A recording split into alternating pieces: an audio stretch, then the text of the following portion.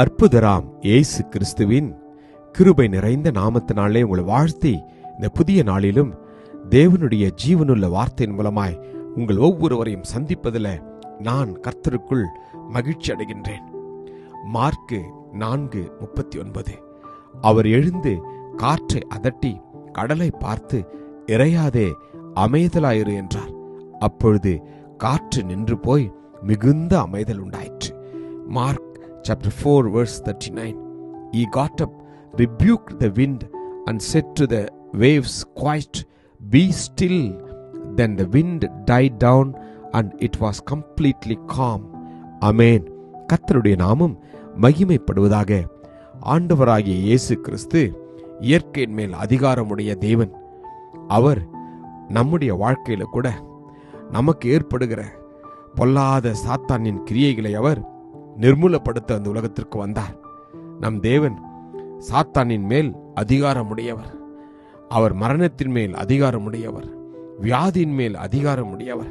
இயேசு கிறிஸ்து நம்மை பார்த்து சொல்கிறார், என் அன்பு மகளே, என் அன்பு மகனே, நீ பயப்படாதே, நீ திகையாதே, நீ கலங்காதே, நான் உன்னோடு கூட இருக்கிறேன் என்று.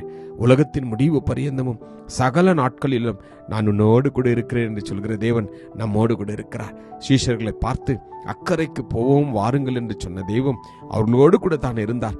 ஆனால் அவர்கள் காற்றையும் கடலையும் பார்த்து பயந்தார்கள், நடுங்கினார்கள், கலங்கினார்கள். இயேசுவினிடத்தில் சென்று அவரை பார்த்து, போதகரே, நாங்கள் மடிந்து போகிறது உமக்கு கவலை இல்லையா என்றார்கள்.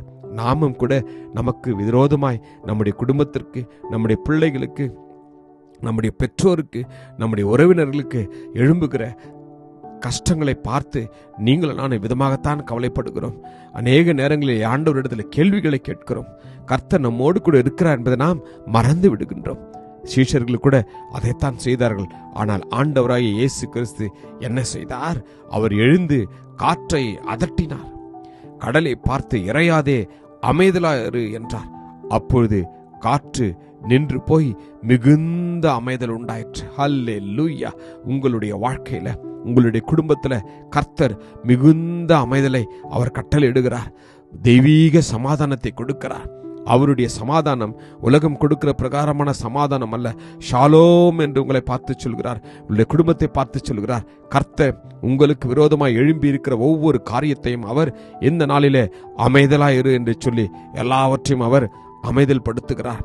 கர்த்தருடைய வார்த்தையை நம்புங்கள், விசுவாசியுங்கள், அற்புதத்தை பெற்றுக்கொள்ளுங்கள். கிருபையும் இரக்கமும் நிறைந்த நல்ல தகப்பனே, இந்த நல்ல நாளுக்காக உமக்கு நன்றி அப்பா.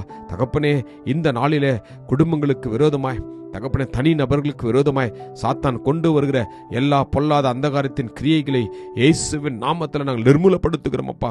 அமைதல் உண்டாகட்டும் அப்பா, சமாதானம் உண்டாகட்டும் அப்பா. அன்பினால் ஒவ்வொருவரும் அப்பா நிரப்பப்படட்டும் தகப்பனே. நீர் அப்படி செய்ய போறதுக்காக உமக்கு நன்றி. இயேசுவின் நாமத்தில் ஜெபிக்கிறோம் ஜீவனுள்ள நல்ல தகப்பனே. ஆமேன். God bless you. Jesus loves you. Amen.